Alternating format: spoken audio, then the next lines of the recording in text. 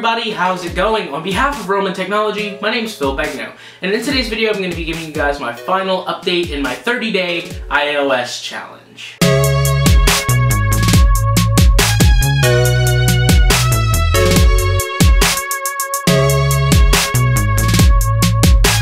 So before I get into the actual video, I'd like to thank you guys for your support over the past 30 days, and just with my channel in general. I really do appreciate each and every single one of you guys that's been subscribing, commenting, liking the video, all of it. You guys are awesome, and I appreciate you. Also, I do want to say that after a good bit of response, I will have another 30-day challenge coming very soon. And by very soon, I mean I've already ordered the phone and it's on its way. Not exactly sure when I'll start it. I liked the idea of starting it on the 1st and ending it on either the 30th or whatever the 30th day would be, but we'll just have to see on that. I'm not quite sure. It should be in at the end of next week, so I'll have to make a decision at that time as to what I want to do. If you guys have any suggestions on that, leave them down below. I really want to hear what you guys have to say. So yeah guys, for the past 30 days I've been using only iOS for all of my mobile devices. For my tablet, I went to an iPad mini Retina. And for my phone, I went to this iPhone 6 Plus. So first, I'm going to start off with the tablet experience. I really liked using the iPad mini Retina as my everyday tablet. I feel like the only downside to it was the form factor, the size. I'm just more of a fan of larger tablets, and I made this known early on in the update. That's why I switched to the Surface, because I liked the full-on size of it. But over the past 30 days, I've really gotten used to the smaller size, and I can honestly say it really doesn't affect me much anymore. Especially after getting a Zag keyboard case and made typing a bit easier as well. The iPad mini Retina is a great device, especially if you get it with the cellular data. You know, with the school that I go to, questionable Wi-Fi is something I have to deal with quite a lot. So being able to just switch over to cellular data is a really great thing. It's a godsend, especially in a college setting. I really do like that about my specific one, and honestly, if it wasn't for the cellular data, I don't know if I would have done very well here. As far as the cell phone, you guys saw the updates. Basically, every single one of the updates that I did over this 30-day challenge regarded this thing.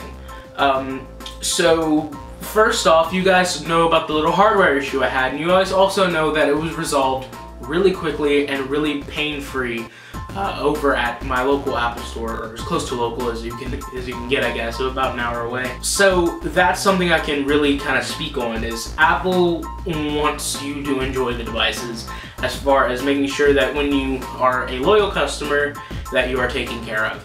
So that's something that I've always really liked about Apple. As far as using just the phone, the only negative that I have with this is the capacity. 16 gigabytes for me is just nowhere near enough. I say right before I have an 8 gigabyte phone coming for my next one. This should be interesting. So like I said, it was a 16 gig phone, so I used a lot of streaming services. Pandora, Spotify, etc., Google Play Music. All of those things is how I got all of my music on this device over the past 30 days.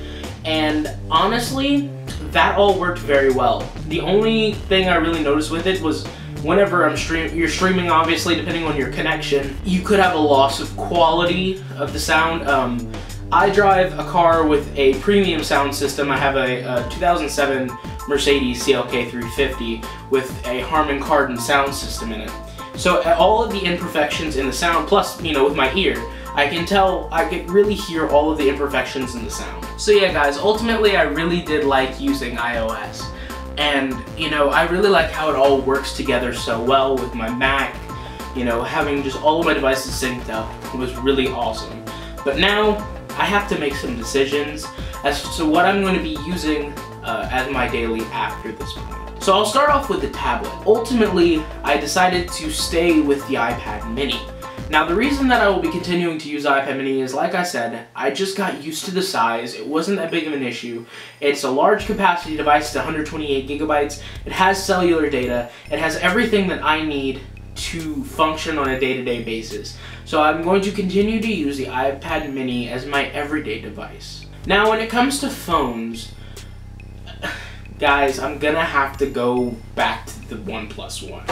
Now, it's not because of any main things with, you know, the iPhone. I am going to keep the iPhone, but the kind of person I am, I just like being able to modify things. I like being able to change things and work stuff out, so I'm going to be going back to the OnePlus One. But with that being said, I am not discounting a possible move to iOS for the next generation of phones.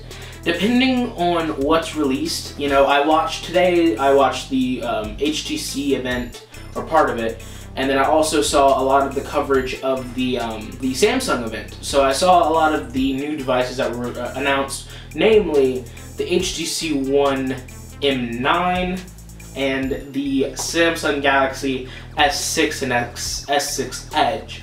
After seeing all of that, I was not really impressed.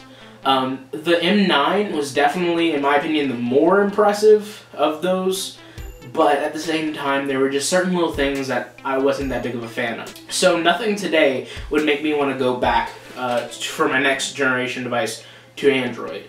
The only way that I wouldn't switch at this point back to iOS when the iPhone 6S, what I'm guessing is what it's going to be called, is released.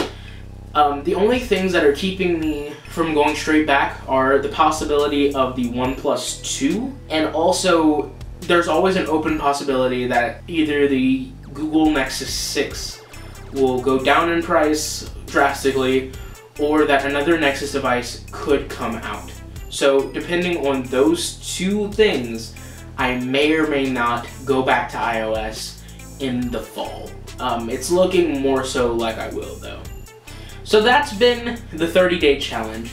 I want to once again thank everybody for your support over it, and it's been really fun. And like I said, I'm planning on doing another one of these very soon, so you guys can keep an eye out for that. This next one's definitely going to be a lot more of a challenge than this one was. So on behalf of Roma Technology, I've been Phil Bagnow, and I'll see you guys in the next one. Peace.